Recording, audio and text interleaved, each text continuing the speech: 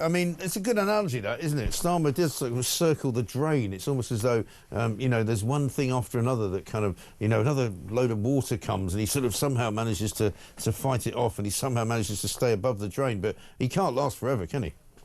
No, he can't last forever. I think the ultimate question is, when will someone in Labour give him the push? That's what we're waiting for, isn't it? He's holding on by the skin of his teeth. Yeah. It's not popular. No one in the country likes him. Not many people in his own party like him. And he's failing at everything he does. Even he's got, as some people say, he's got the reverse Midas touch. Yeah. Everything he touches turns to lead rather than to gold.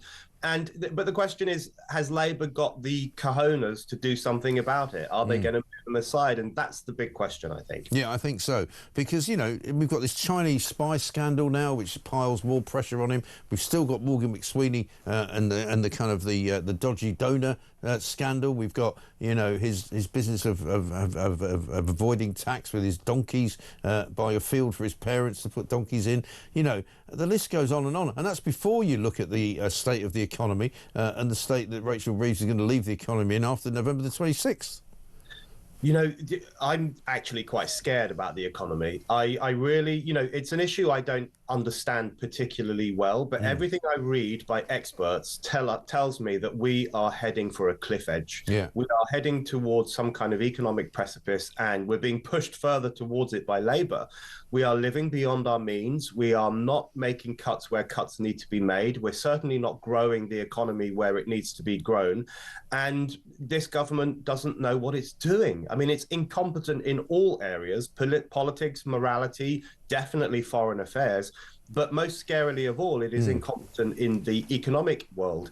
And that means that a lot of us will suffer probably over the next few years in terms of what's in our bank balance. So it's out of control, and someone needs to, take the steering wheel on Britain's economy. Yeah. Exactly right. And they don't seem to have a clue, because every single lever that they've pulled so far has resulted in sort of less interest coming into the exchequer, less money coming in, less cash, and so they're having to now tax a smaller number of people, a larger amount of money, in order to pay for all the people that are not actually paying into the system.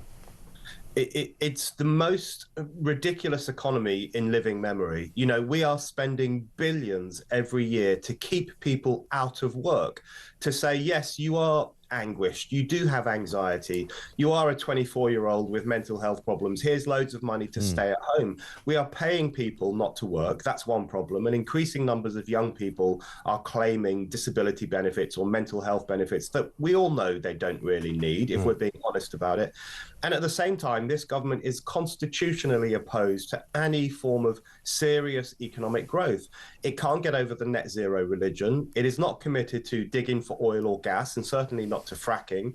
It has no interest in building large nuclear power stations. All these things that would make us energy dependent rather than being energy independent, rather, and which would create jobs, create growth, create more money for the economy. They're not able to cut the welfare state where it needs to be cut, or grow the economy in a meaningful way. No, exactly right.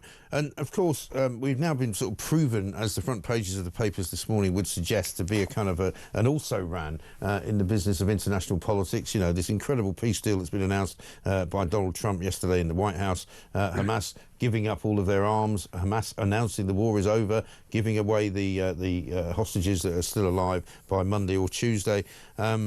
Keir Starmer proving himself to be utterly pointless. But the big question, I suppose, for us to wonder about, Brendan, is will this be the end of the pro-Palestine protests in London, or will they just continue? I think actually Starmer proved himself to be even worse than pointless. He was a barrier to peace because, he emboldened Hamas. He gave Hamas the reward of a Palestinian state, and Hamas itself was thanking him and saying that these are the fruits of 7th of October. So he emboldened Hamas. He egged it on, essentially, with his stupid recognition of the Palestinian state, whereas Trump cornered Hamas and made them come to the table and forced them to do a deal. So Starmer actually got in the way of what could prove to be a historic peace deal. He is that much of an idiot in international affairs. But in relation to the Palestinian demonstrations in London, I think these people are going to have a real crisis of meaning, because there are some people out there who have defined their entire personalities through their hatred for Israel. Yeah. They have this frothing disgust for the world's only Jewish state. They walk around wearing the keffiyeh and wearing the Palestinian flag and talking about genocide and all the rest of it. They take to the streets every weekend in those depressing marches.